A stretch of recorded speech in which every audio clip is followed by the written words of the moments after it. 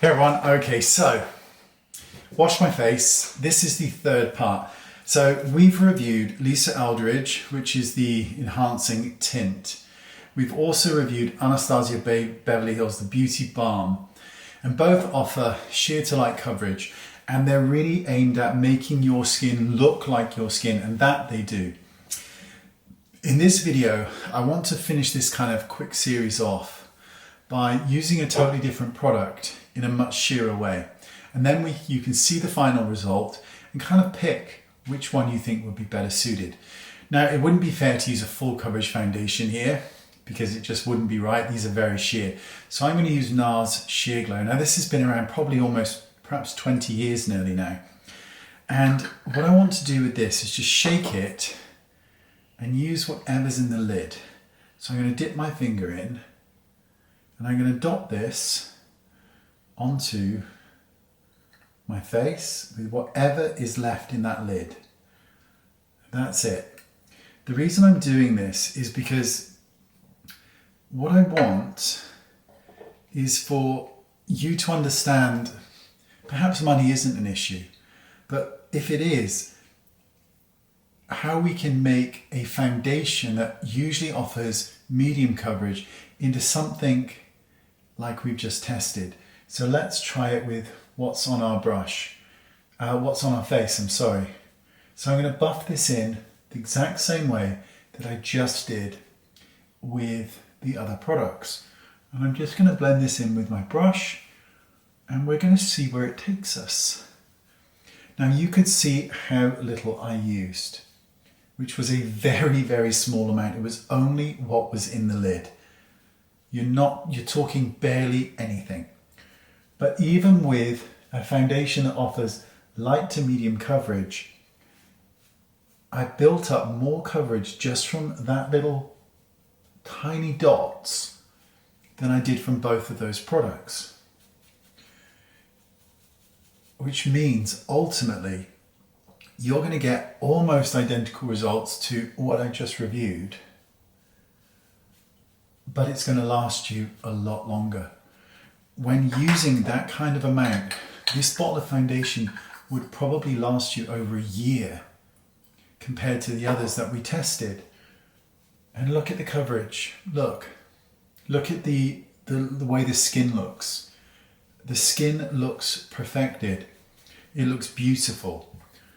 And I use so little amount.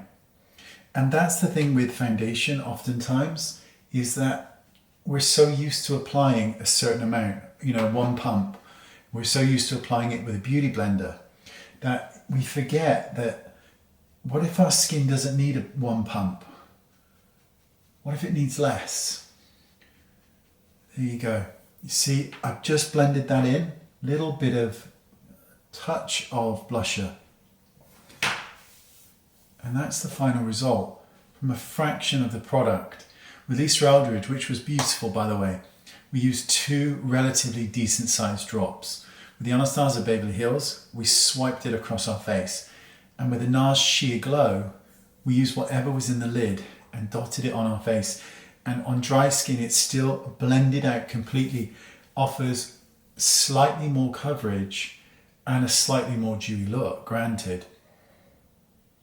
But there is value for money there. There is way more value for money. And that is the end of this series. Now, where do I stand on this? If I could pick all of them, I would probably pick the Nars Sheer Glow first.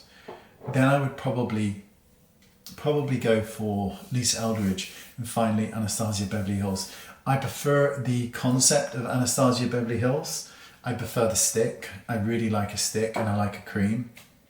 But the finish was just slightly odd at times. And when I looked in the mirror, it didn't look quite as beautiful as when I used Lisa Eldridge, which also had much stronger longevity on my skin. But they're all beautiful, but Nars is the winner for me.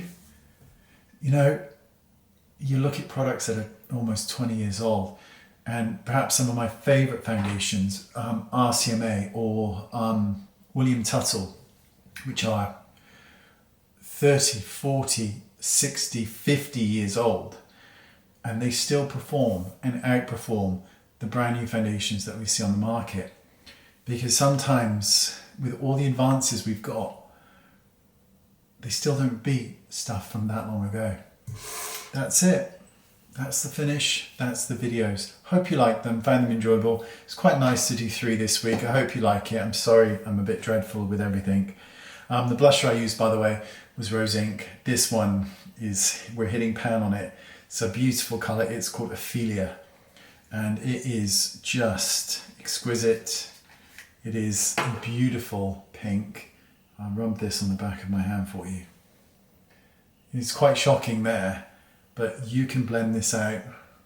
And I like a lot of colour in my face. Some people don't, but I just think that without that colour, I don't look like myself.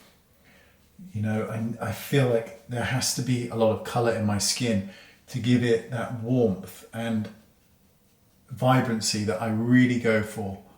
And I just love it. But each to their own. But to me, Ophelia is such a beautiful colour. I think Rose Ink are struggling at the minute, which is a real shame. I hope nothing terrible happens to them. I think they're a lovely brand. Thank you for watching. Really appreciate your time. And I'll see you all soon. Bye-bye.